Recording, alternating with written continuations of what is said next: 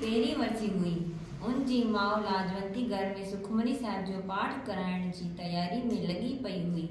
भंडारे प्रसाद लाइ सीधे सामान जी लिस्ट पंहिंजे पुट धीरज खे ॾींदी आहे ऐं धीउ प्रिया खे मिटनि माइटनि जी लिस्ट ॾेई फ़ोन करे सुखमनी साहिब जो पाठ साहिब में शामिल थियण लाइ चयईं। घर में सभु लाजवंती जो चयो मञींदा हुआ।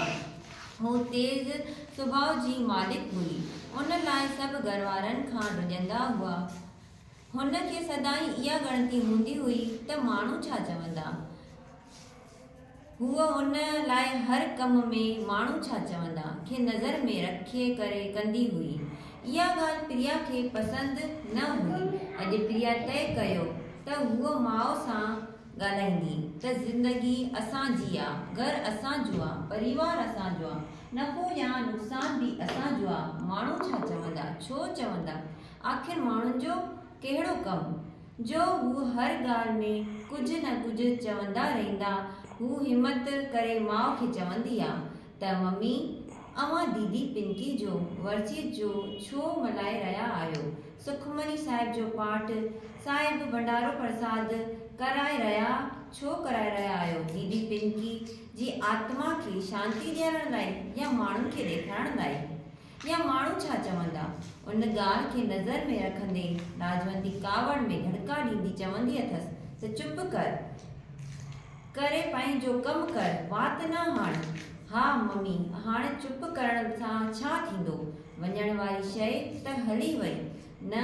पिंकी दीदी जी लाइ जेका सुठा रिश्ता आया तव्हां माण्हू जे चवण ते इहे ठुकराया ऐं शहर खां ॿाहिरि अमीर ख़ानदान ॾिसी माण्हुनि जे चए ते तय कयो।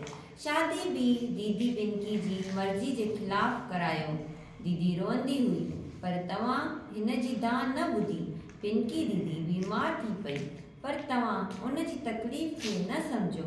हिन खे मुड़ुसु मार कुट कंदो हो, तव्हां दीदी जे ज़ख़्मनि ते मरहम न लॻाई। दीदी चवंदी हुई त मुंहिंजे हिन राक्षस खां जान छॾायो, पर तव्हां खे माण्हू छा चवंदा।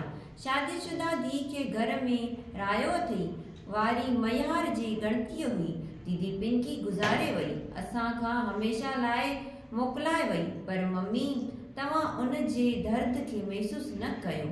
माउ त ममता जो मंदिर हूंदी आहे, औरत जी देवी जो रूप हूंदी आहे, पर अवां अहिड़ी कठोर दिलि जा मालिक छो आहियो।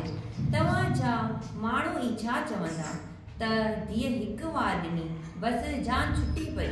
धीअ जी अर्थी ऐं सावरे घरां निकिरंदी आहे। ॾिस मम्मी, दीदी पिंकी जी अर्थी ई निकिती, दीदी गुज़री वई। एतिरे में लाजवंती जो मुड़ुसु ईंदो आहे, पुछंदो आहे त छो रड़ियूं करियो था, ॿाहिरि गिटी ताईं आवाज़ अचे थो। माण्हू छा चवंदा, पापा तव्हां बि माण्हू छा चवंदा जी फ़िकर करियो था। पर प्रिया धीअ, सॼो संसार अहिड़ो ई आहे, सॼो समाज अहिड़ो ई आहे। उन लाइ असांखे हर विख ते सोचणो पवंदो आहे त माण्हू छा चवंदा। जय झूलेलाल।